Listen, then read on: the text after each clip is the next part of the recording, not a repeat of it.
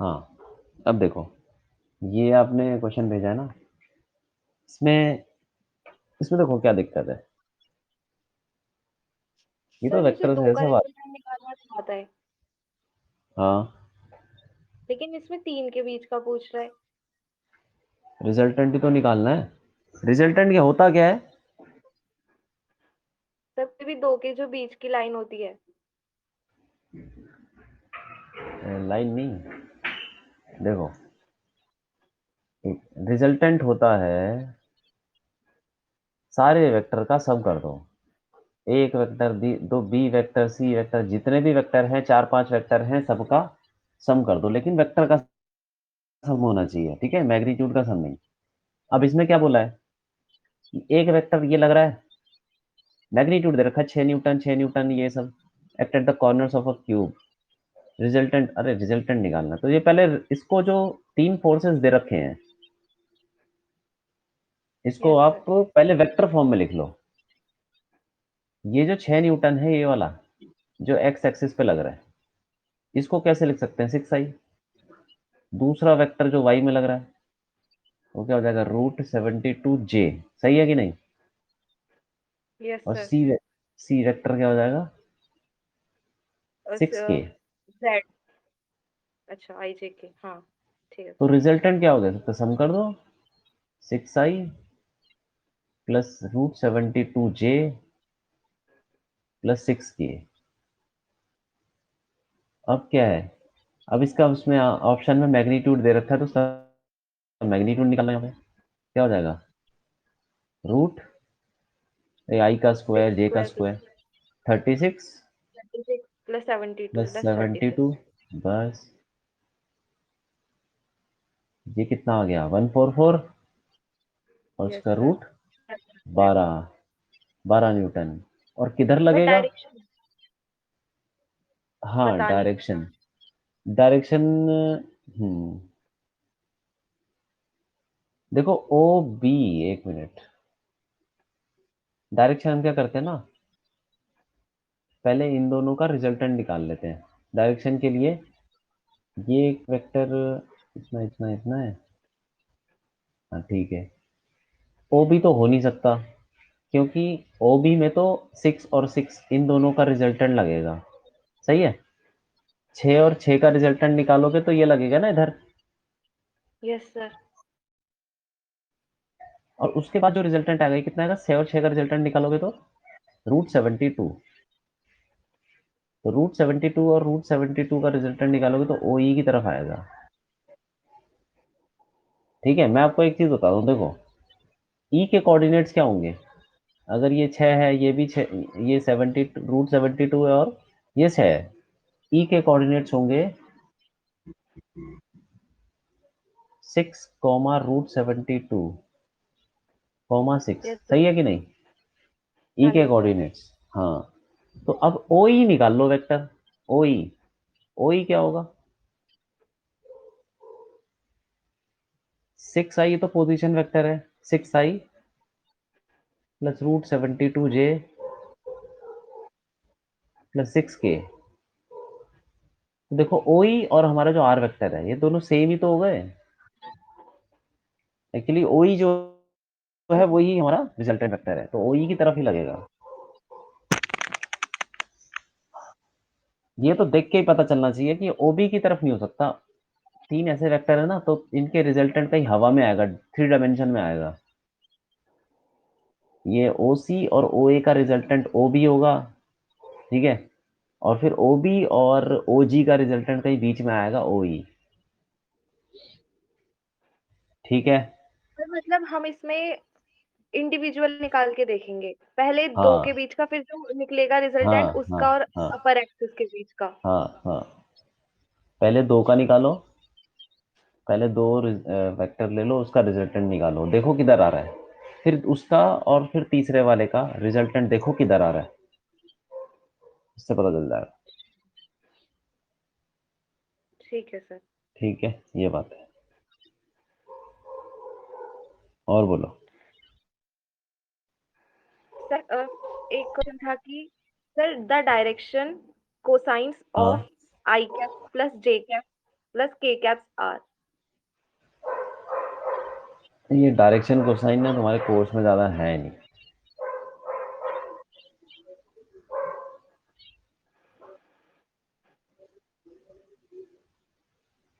Direction cosine, एक minute.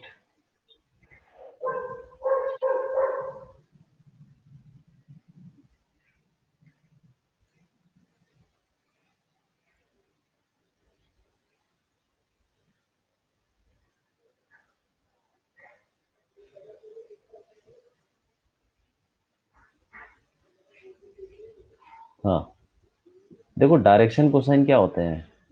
किसी भी वेक्टर के डायरेक्शन कोसाइन ऐसे होते हैं। मान लो कोई वेक्टर है ए आई प्लस बी जे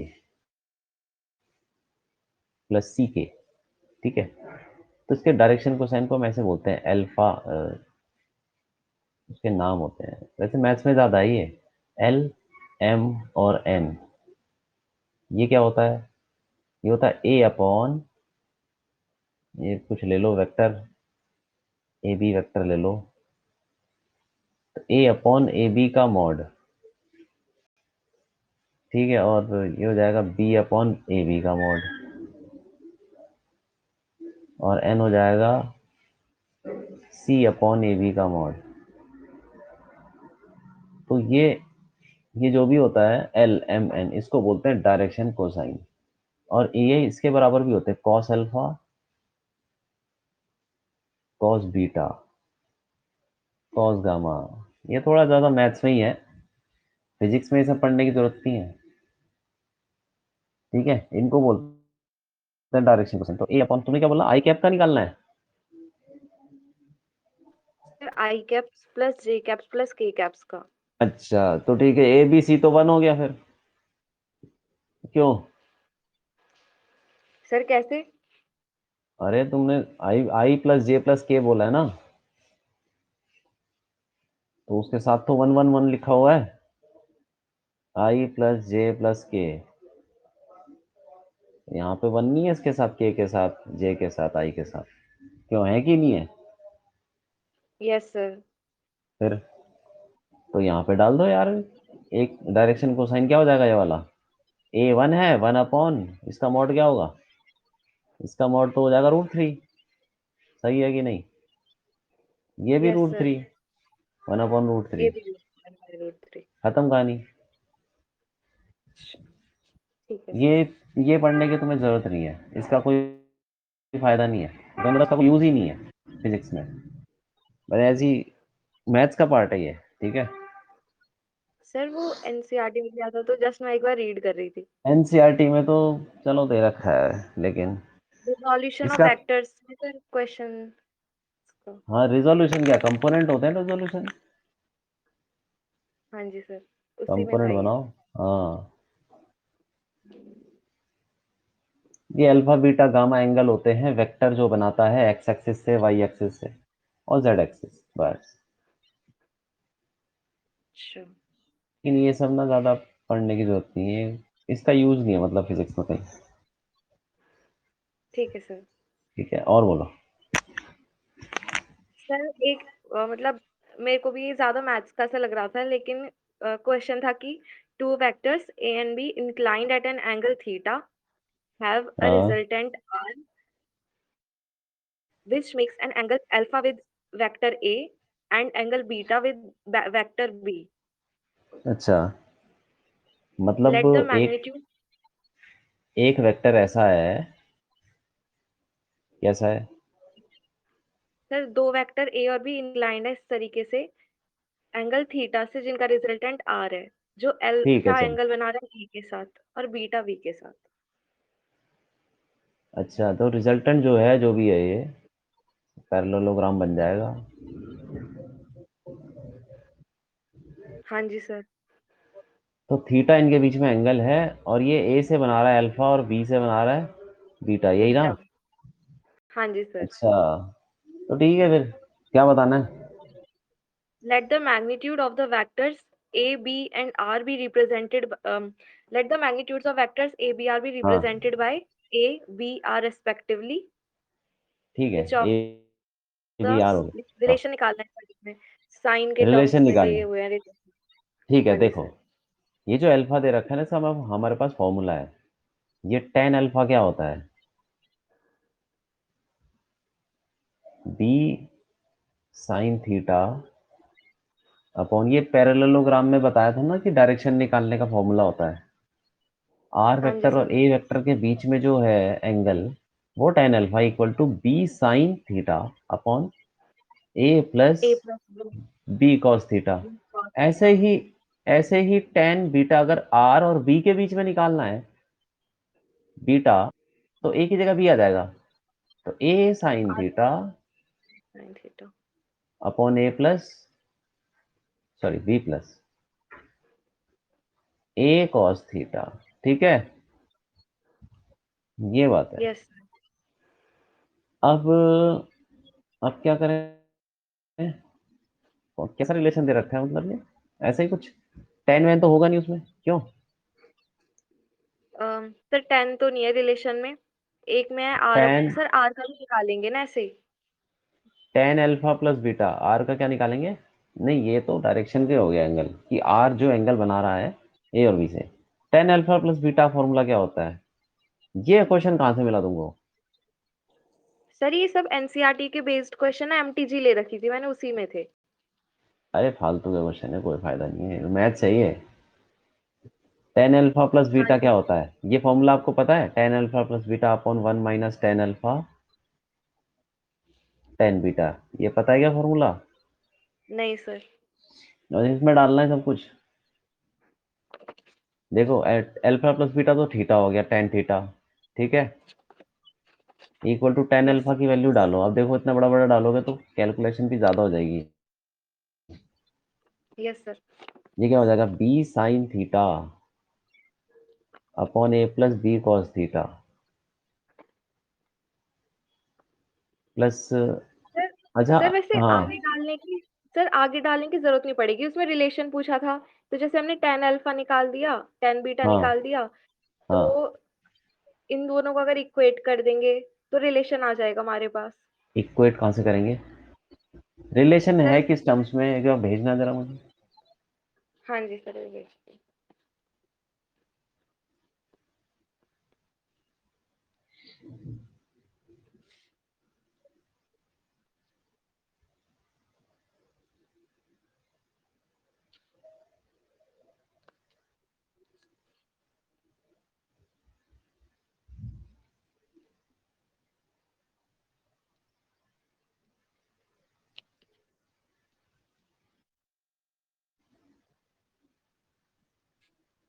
सर कर दिया सर। मैं आपको एक चीज़ बता देता हूँ, इसको ऐसे क्वेश्चंस को करने के ना दूसरे तरीके भी होते हैं। अच्छा, ये सब है। ओके, फिर तो हो जाएगा, ये कोई बड़ी बात नहीं है, मैं बताता हूँ आपको क्या है। अच्छा, ये सब का, ये तो फालतू चीज़ें करने की जरूरत नहीं है। इसमें क्या है ना,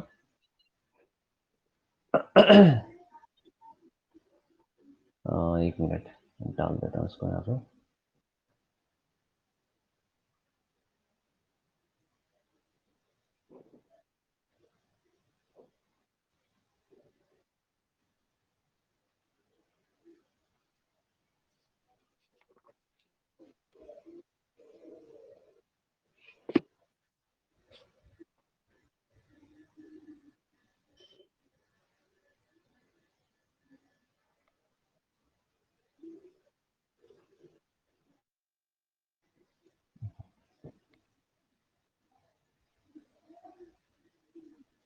ये वाला ऐसे ऑप्शन दे रखे हैं ना इसमें। Yes sir.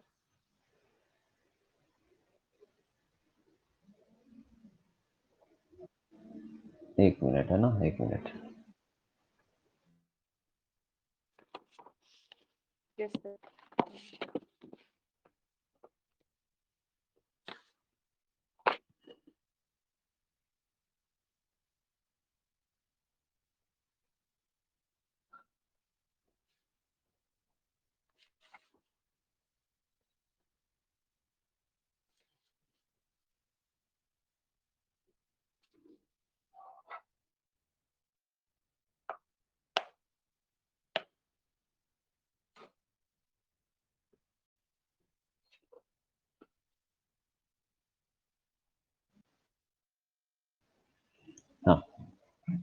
ये दे रखे हैं ना ऑप्शन ऐसे कुछ। हाँ जी सर। ये बड़ा कि छोटा क्यों लग रहा है?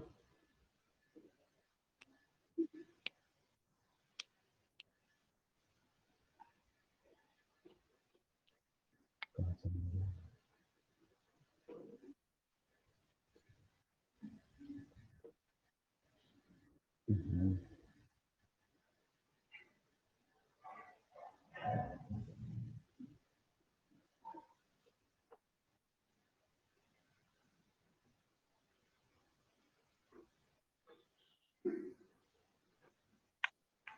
क्या यार, एक मिनट।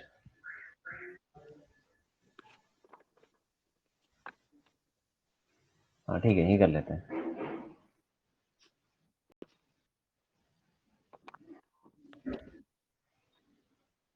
हम्म, देखो यहाँ पे ऐसा है, एक वेक्टर ये है ए, दूसरा वेक्टर है मान लो बी, और ये हो गया सी आर। ठीक है। तो मैं यस आपको सर। एक चीज बताता हूँ, एक होती है लैमीज थ्योरम।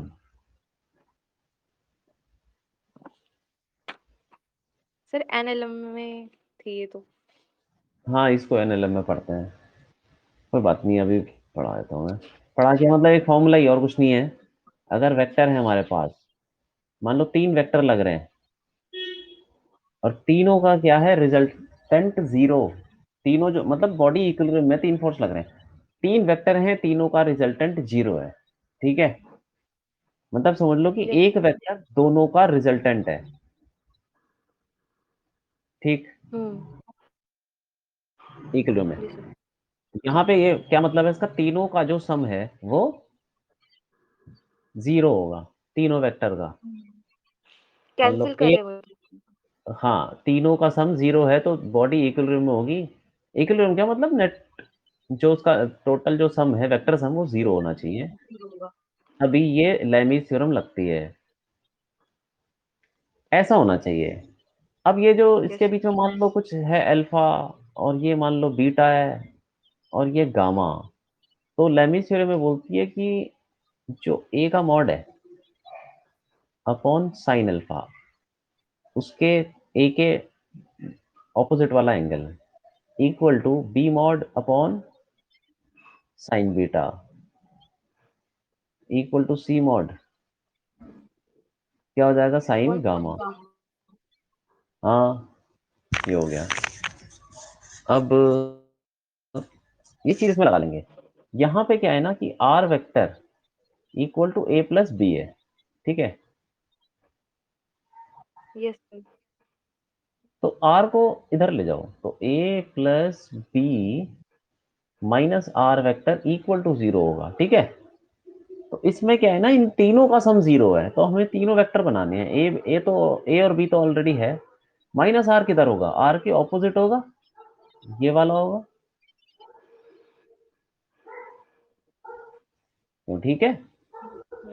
हाँ जी। हाँ। तो अब हमें देखना है कि अब इस पे लेमी थ्योरम लगेगी, किस पे, ए बी और माइनस आर पे, क्योंकि इनका सम जीरो है। तो क्या हो सकता है, ये एंगल कितना है, ये पूरा थीटा है, ये वाला अल्फा हो गया। ठीक है। ये बीटा उसने बोला है, ये कितना है, क्योंकि यही हमको लेना है, ए मॉड के नीचे साइन, ये वाला एंगल कितना होगा, साइन, गामा नहीं, 90 180। Minus beta, 180 minus beta.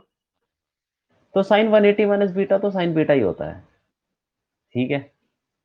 Equal to B mod upon इसके ये वाला एंगल कितना होगा, 180 माइनस अल्फा, तो वो भी साइन अल्फा हो जाएगा, 180 sine 180 minus alpha sine alpha equal to minus R का मॉड, तो आर का मॉड ही हो गया। ठीक है, क्योंकि माइनस का मॉड पॉजिटिव ही हो जाता है। उसके ऑपोजिट यस। एंगल कितना है, अल्फा प्लस बीटा, तो साइन अल्फा प्लस बीटा। ठीक है, ये हो जी गया। सर। बस यही बताना था। सर मतलब हम इसे लैमिस थ्योरम से करेंगे। हाँ, लेमिस थ्योरम लगा लेंगे इसमें।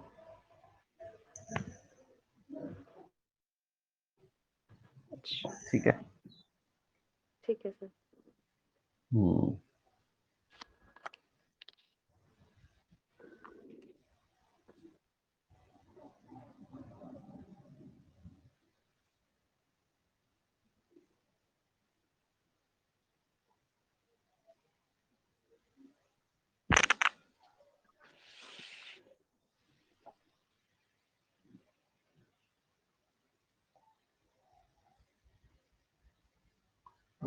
और बताओ।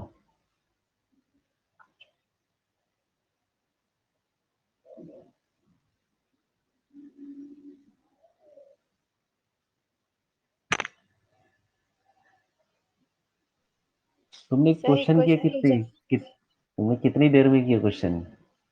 टाइम हिसाब किताब। सर मतलब 12 क्वेश्चन के लगभग किए थे मैंने। 12 किए थे 30 मिनट में? हाँ जी सर। तो कितने सही हुए? सर इसमें सारे सही थे। अच्छा। ओके। तो अपनी स्पीड को थोड़ा बढ़ाओ, है ना? जी सर। बस। सर मतलब ऐसा होता है कि मेरा पता नहीं क्यों, मैं मतलब सॉल्व तो कर रही थी लेकिन मेरा ना फोकस ज़्यादा टाइम तक नहीं बन पाता। अच्छा, तो उसको तुमको प्रैक्टिस करके ही बढ़ाना पड़ेगा। हाँ जी सर। हम्म। और कुछ है? सर एक प्रोजेक्टाइल का क्वेश्चन और है। हाँ ठीक है, भेजो। काइनेमेटिक्स तो हमने खत्म ही कर लिया। अच्छा, भेजा है आपने? नहीं, अभी नहीं आया।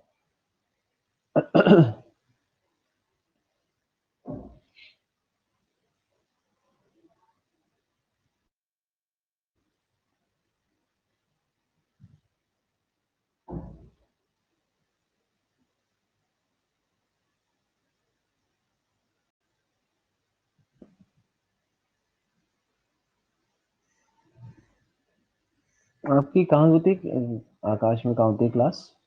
Sir Dilshad south. Garden? South तक चले गए आप? हाँ जी सर। सर ये वाली ब्रांच चेंज करा ली, यहाँ की फैकल्टी बहुत बेकार थी। बहुत बेकार थी। हाँ जी तो सर। साउथ साउथ एक्स में मतलब अप डाउन रोज? सर ऑल्टरनेट डेज होता है वैसे। जैसे अच्छा। मंडे ट्यूसडे होती है और थर्सडे फ्राइडे होती है। ओके, ठीक है। तो वहां पे सही चल रहा है? सर वहाँ पे हाँ जी सही चल रहा है। सर मतलब ऐसा होता है कि वहाँ पे ना सर ये नहीं कराते कि जैसे एकदम बेसिक लेवल का चल रहा है। भाई तो मेरी क्लास में बच्चे 2-2 3-3 साल के ड्रॉपर्स हैं। तो सबकी अच्छा, स्पीड होती है। वो तो जस्ट वहाँ पे जाते ही उसके लिए है कि मतलब प्रैक्टिस के सिलेक्शन लिए। नहीं चाहिए, रैंक चाहिए। अच्छा, तो उसकी वजह से खुद पढ़ के जाना पड़ता है पहले। तो उनके वहाँ पे तो सर उनके प्योरली एचसी वर्मा चलती है। एच सी वर्मा करके कुछ नहीं होने वाला, मैं बता रहा हूँ ना। सर फिर भी सर मतलब सर जो खुद से क्वेश्चन देते हैं ना वो तो मुझे करने ही पड़ते हैं फिर, जब वो नहीं, पढ़ा रहे होते हैं। वो तो ठीक है, लेकिन चलो ठीक है, देखते हैं। देखो, नीट क्लियर करने के लिए मुश्किल क्वेश्चन नहीं करने हैं। नीट क्लियर करने के लिए मीडियम मुश्किल क्वेश्चन कर सकते हो, लेकिन इतने मुश्किल आते नहीं है। आपको ना टाइम मैनेजमेंट सीखना है और एक्यूरेसी। बस आदमी से गलती हो जाती है एग्जाम में, वही चीज होती है। देख लो, कोई भी पेपर उठा के देखो, मुश्किल क्वेश्चन कहीं है ही नहीं। Yes sir. अगर आपने प्रैक्टिस कर ली अच्छे से, सारी चीजें आपको याद है, तो आप बड़े आराम से निकाल सकते हो। इसमें मुश्किल क्वेश्चन आते ही नहीं। चलो ठीक है, जो भी है। ये आपने क्वेश्चन भेजा ना एक।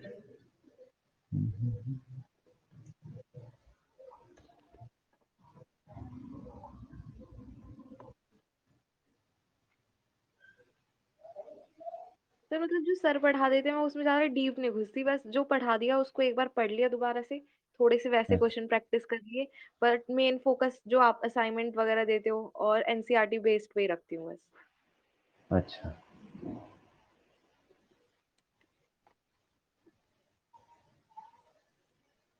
ठीक है।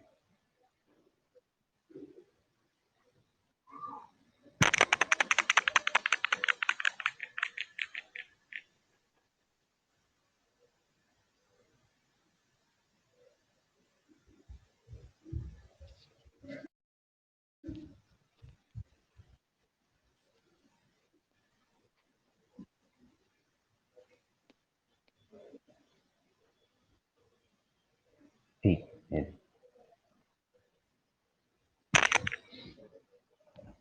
अरे ये भी तो बड़ा ही क्वेश्चन हो गया यार, ये तो बहुत बड़ा क्वेश्चन है।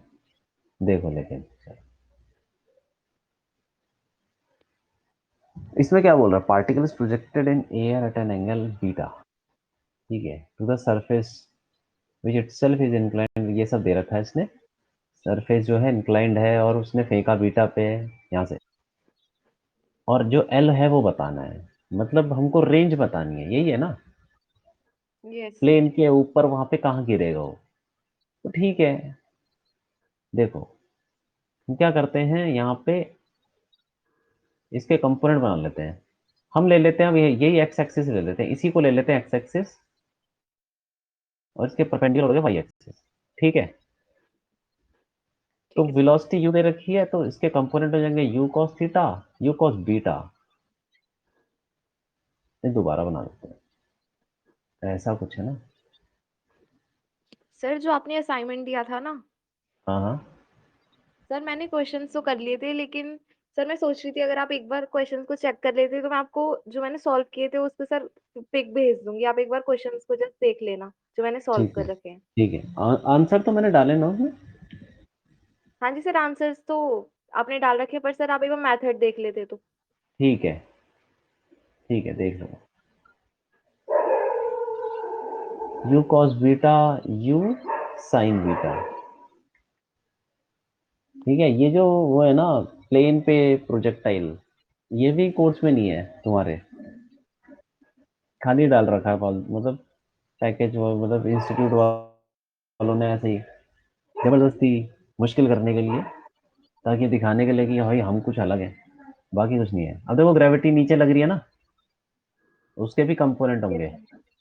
जी कॉस एल्फा, क्योंकि अल्फा है ना यहाँ पे, जी कॉस अल्फा, और इधर जी साइन अल्फा। अब ये यहाँ से अब एक्स एक्सिस हमारा ये है, ठीक है, तो यहाँ से बॉल जाएगी ऐसे घूम के इधर जाएगी, तो वाई डायरेक्शन में डिस्प्लेसमेंट जीरो है। तो वाई डायरेक्शन में इक्वेशन लगाएंगे, y equal to you sine beta T. इसको ऐसे लिख लेता हूँ, y equal to U Y T plus half A Y T square. ये बताया था ना कि हर डायरेक्शन में इक्वेशन लग सकती है अगर एक्सेलरेशन कांस्टेंट है। तो y तो जीरो है, यू वाई कितना है, यू साइन बीटा, और ए वाई कितना है, ए वाई है हमारा वाई डायरेक्शन में जी कॉस अल्फा माइनस का, तो माइनस हाफ जी कॉस अल्फा टी स्क्वायर। यहाँ पे टी भी है, एक टी तो कट गया, तो टी की वैल्यू आ जाएगी two you sine beta by G cos alpha, ठीक है। यस ये तो सर। टाइम आ गया कि कितना टाइम में वो यहाँ पे पहुंचेगा। अब हमको एल निकालना, मतलब रेंज निकालनी है, तो रेंज के लिए हम वो फॉर्मूला लगाते हैं, X is equal to U X T plus half A X T square. तो यहाँ पे डाल दो सारी चीजें, यहाँ पे एक्स हमको निकालना है, वो तो एल ही हो गया सर, और यू एक्स कितना है, यू कॉस बीटा, और टाइम हमको पता है ये वाला, two you sine beta upon ji cos alpha, ठीक है, यस सर। इनटू, नहीं, प्लस हाफ, प्लस क्या माइनस आएगा, क्योंकि एक्सेलरेशन जो एक्स डायरेक्शन में है, वो अपोजिट डायरेक्शन में, minus half g sine alpha into t square, मतलब four u square sine square beta upon g square cos square alpha. अब यहाँ पे एक जी कट गया, और क्या है, कॉमन वगैरह कुछ ले सकते हैं तो ले लो, क्या ले सकते हैं common, L equal cos two theta cos alpha. Two, नहीं हाँ टू, ये भी कट जाएगा, टू से टू कट गया, तो टू यू स्क्वायर, तो टू यू स्क्वायर तो कॉमन ले लो, और साथ में कॉस बीटा, साइन बीटा भी है, और साइन नीचे बीटा जी भी, हाँ। कॉस, हाँ नीचे जी कॉस अल्फा नीचे जी कॉस अल्फा जी। कॉमन ले लो, ऊपर साइन बीटा कॉमन ले लो। हम्म। ठीक है, क्या बचा? Yes sir. Cos beta cos alpha. हाँ ठीक है, कॉस बीटा कॉस अल्फा, नहीं नहीं, yes. Cos beta minus sine alpha. एक मिनट, कुछ तो यहाँ पे पढ़ तो नहीं हो रही। ये ठीक है, सर वो जी ठीक है, कॉस ठीक है, अल्फा। ठीक है, कर लेते हैं इसको। देखो, हाँ, cos beta minus sine alpha sine beta ये है, अपॉन साइन अल्फा, हाँ, फिर कॉस अल्फा भी है, सही है, यस ये आ सर। जाएगा। अब एलसीएम ले लो, तो अंदर देखो क्या बनेगा, बाहर तो हो गया। एक मिनट,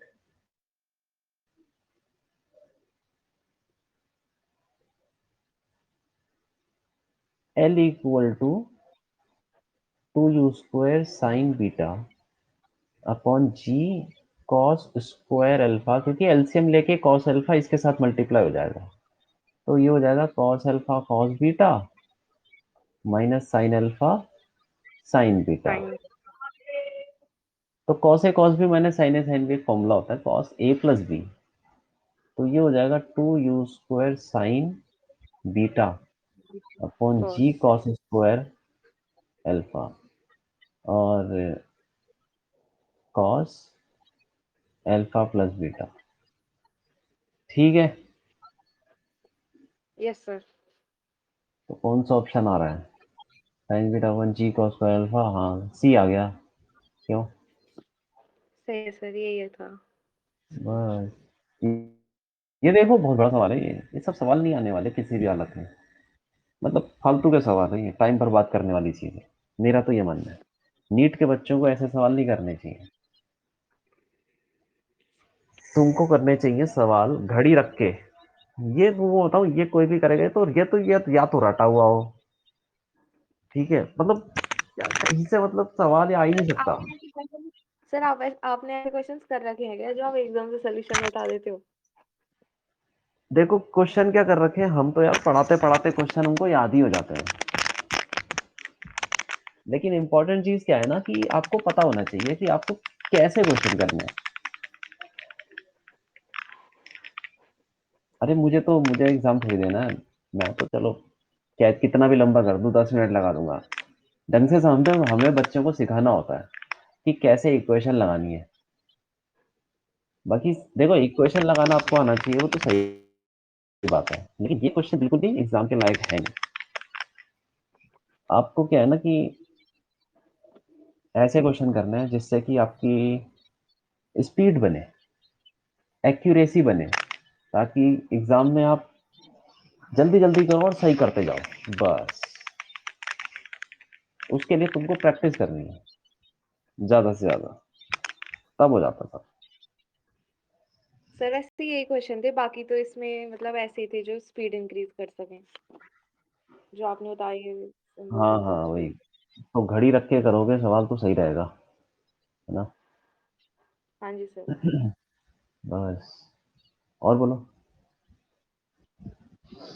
सर जो मतलब जैसे रेन अम्ब्रेला वाले प्रॉब्लम होते हैं हाँ, और river boat rain umbrella wind speed, sir ये सब ना मैं कर तो देती हूँ, लेकिन मतलब रट के होता है, ऐसे वो नहीं होता कि मैंने थोड़े से फॉर्मूले याद कर रखे हैं उनसे सॉल्व होते हैं ये। अच्छा, फॉर्मूले क्यों याद कर रखे हैं? फॉर्मूले जो मैंने बताया उसको याद करो जैसे, लेकिन रेन वाले में तो कोई फॉर्मूला नहीं बताया, रिवर वाले में फॉर्मूला है कि अगर, रिजल्ट। हाँ, रिवर वाले में भी मैंने आपको फॉर्मूले लिखवाए हैं, और मैंने आपको पूरा डिराइव करके बताया कि कहाँ से आया ये, आया रिलेटिव वेलोसिटी से ही है। उसमें क्या है ना, थोड़ा सा इसलिए इंपॉर्टेंट हो जाता है फॉर्मूला, कहीं कहीं पे फॉर्मूला याद करना इंपॉर्टेंट होता है, क्योंकि कभी कभी डायरेक्ट भी आ जाता है। तो मिनिमम टाइम में अगर रिवर क्रॉस करना है उसका फॉर्मूला है, शॉर्टेस्ट पाथ पे करना है तो उसका, उस किस एंगल पे कूदना चाहिए उसको, उसका फॉर्मूला है। लेकिन ऐसा नहीं कि हर चीज का फॉर्मूला आप याद करोगे, कुछ फॉर्मूले तो याद करने ही पड़ेंगे। लेकिन मैक्सिमम चीज़ों में रिलेटिव वेलोसिटी के कॉन्सेप्ट लग जाते हैं आराम से। ठीक है, जी सर। मतलब अब पिछले साल के सवाल मैं वो भी दूंगा आपको, पिछले साल के क्वेश्चन दे दूं हाँ जी सर। करने के लिए। तो उसमें क्या है कि सर ऐसे तो हर जगह, हाँ बोलो। सर मेरे पास ना एक सजेशन था। हाँ बोलो। सर जैसे आप हमारी क्लास लेते हैं तो आप हाँ सबसे पहले समझाते हैं उसके बाद क्वेश्चंस देते हैं। हाँ, तो सर एग्जाम्पल। जब हमारे सर हमारे जब हमारी क्लास हो जाती है तब तक तो सर माइंड में रहता है, लेकिन जब बाद में रिवाइज करते हैं तो सर आप क्वेश्चन की जैसे लैंग्वेज होती है वो हम ग्रास्प नहीं कर पाते। कौन से सर क्वेश्चन की अगर आप जो आप करते हो? सर आप सर अगर आपको ठीक लगे तो आप मतलब जैसे प्रिंटेड फॉर्म में क्वेश्चंस होते हैं ना, हाँ, आप पीडीएफ में सर वही फिट कर लिया कीजिए, उससे मतलब क्वेश्चंस में देने में ज्यादा टाइम वो नहीं अच्छा लगेगा। अच्छा अच्छा, ओके। आप ये बोल रहे हो कि जो एग्जाम्पल वगैरह हम कर रहे हैं वो सीधा अ, लिखा जब हुआ आप पूरा क्लास में क्वेश्चन? पढ़ाते हो तो पीडीएफ में, यस सर। अच्छा, वो मैं तो एग्जाम्पल लेता हूँ। एग्जाम्पल मैं ऐसे लेता हूँ जिसमें ज्यादा कुछ लिखने की जरूरत ही ना हो। जैसे हाँ मैंने जी सर। आपको सर एग्जाम्पल मतलब दिया था उससे कि ये हो जाएगा कि आप ज्यादा क्वेश्चन क्लास में थोड़ा इलस्ट्रेट कर पाएंगे। हाँ हाँ वो तो है। चलो ठीक है। वैसे तो मैं एग्जाम्पल ऐसे लेता हूँ जिसमें ज्यादा लिखने की जरूरत ना पड़े। जैसे कि मैं अभी बताता हूँ कि एक बॉल मैंने ऊपर फेंकी, बताओ उसे वापस आने में कितना टाइम लगेगा। इसको लिखने की भी जरूरत नहीं है। सर कितना टाइम लगेगा? S equals to 2 half A T square. अरे वो तो निकल जाएगा, कोई बात नहीं। मतलब एक बॉल मैंने ऊपर फेंकी 20 मीटर पर सेकंड से, वापस आने में कितना टाइम लगेगा? इसका तो फॉर्मूला है ना, 2u sin θ/g, 2u/g। हाँ हाँ हाँ, 2u/g। तो मतलब मैं यही कह रहा हूँ कि क्वेश्चन को मैं ऐसे देता हूँ क्वेश्चन कि जिसमें ज्यादा लिखने की जरूरत ही ना पड़े, कि एक बॉडी है वो पहले यहाँ गई वहां गई। कोशिश करूंगा मैं ऐसे क्वेश्चन की जिसमें ज्यादा लिखने की जरूरत ना पड़े और आपको भी समझ में आ जाए। मतलब मैं एग्जांपल ऐसे लेने की कोशिश करता हूँ जिससे कि जो कॉन्सेप्ट है वो समझ में आ जाए। ठीक है, जो हाँ जी हम सर, ये टॉपिक तो पढ़ होता है रहे कि हैं। हर डायरेक्शन से आप उसमें ही कई सारे पार्ट्स भी जोड़ के फिर उसके पूरे तरीके से लगाते हो। हाँ तो, हाँ तो अब जैसे यही क्वेश्चन है इस क्वेश्चन में कुछ लिखने की जरूरत नहीं है। यही वाला क्वेश्चन है, जैसे इसमें लिखने की कोई जरूरत ही नहीं थी। इसमें तो बस डायग्राम बनाओ और बता दो कि एक बॉल को ऐसे फेंका है, बताओ भाई एल कितना होगा। हाँ, किसी किसी क्वेश्चन में, वैसे मैं बताऊं, इतने लंबे लंबी लैंग्वेज वाले क्वेश्चन आते ही नहीं है, बहुत लंबे। सिंपल क्वेश्चन जो कि आराम से समझ में आ जाए। ठीक है, उसी पे फोकस करते हैं। और कुछ है सवाल, बताओ। नहीं सर, बस यही थे यही आपसे। था? हाँ जी सर। अच्छा, चलो ठीक है। एक काम करेंगे, अब नेक्स्ट क्लास में मैं आपको भेज दूंगा प्रीवियस ईयर के सारे क्वेश्चन। ठीक है। ठीक है हाँ, और फिर उसको डिस्कस कर लेंगे नेक्स्ट क्लास में सर। हम। आप जैसे असाइनमेंट क्वेश्चंस देते हैं तो अगर उसमें टॉपिक वाइज होंगे तो ज्यादा सही रहता है। Topic wise? अच्छा, टॉपिक वाइज नहीं थे क्या उसमें? ऐसे रैंडम थे? मैं आपको हाँ एक जी चीज सर, बताऊं, मिक्स ही है। मैं आपको बताता हूँ। हाँ, इस आदत पे ना आप मत जाओ कि टॉपिक वाइज होगा तो फिर आपको इजी रहेगा। अरे एग्जाम में टॉपिक वाइज नहीं आता, समझ रहे हो ना बात को? आपको इस चीज के लिए तैयार रहना है कि पहला ही क्वेश्चन रिलेटिव वेलोसिटी का आ जाए, दूसरा क्वेश्चन प्रोजेक्टाइल का, तीसरा स्ट्रेट लाइन का। ऐसे रैंडम कोई भी क्वेश्चन आ जाए तो आपको ये नहीं, आप देखो अगर मैं टॉपिक वाइज करूंगा तो आपके दिमाग में टॉपिक घूमेगा कि हाँ जी हाँ सर, इस ये तो है। टॉपिक और से है तो। फिर मैं सोच रही थी कि वही टॉपिक पढ़ के और तुरंत वही वही क्वेश्चंस लगाऊं बस। हाँ, इसकी आदत ठीक नहीं है। ये तो चलो, हाँ जी। हम जैसे चैप्टर कर रहे हैं काइनेमेटिक्स, तो आपके दिमाग में ये है कि ये सारे क्वेश्चन काइनेमेटिक्स से हैं। इवन ये भी इतना अच्छा नहीं है, हाँ जी सर। लेकिन ये फिर भी ऐसा है कि इस काइनेमेटिक्स के अंदर जंबल कर दो कि आगे वाला टॉपिक पीछे भी सब रैंडम, ताकि आपको ये कम से कम इसकी आदत तो हो कि भाई इस टॉपिक से नहीं, मुझे सारे टॉपिक से एकदम से सोच के आना है। जैसे कोई क्वेश्चन आता है तो पता नहीं, पता चलना चाहिए ना कि ये किस टॉपिक से है। ऐसा थोड़ी है कि मैंने बोल दिया कि ये स्ट्रेट लाइन से है तो आप स्ट्रेट लाइन से ही सोचोगे, ऐसे मत सोचो, ठीक है? आपको वैसे ही पढ़ना है, जैसे एग्ज़ाम में क्वेश्चन आते हैं, इसमें टॉपिक वाइज़ नहीं आते, ओके सर। ठीक है? ठीक है हाँ, सर। वैसे टॉपिक वाइज़ हो या ना हो, आपको हर चीज़ के लिए तैयार रहना है, ठीक? जी सर। हुँ, चलो ठीक है, आज के लिए काफ़ी है ना? Yes sir. Thank you sir. Next हाँ, ठीक है, नेक्स्ट क्लास में कर लेंगे क्वेश्चंस। हाँ, ओके, बाय।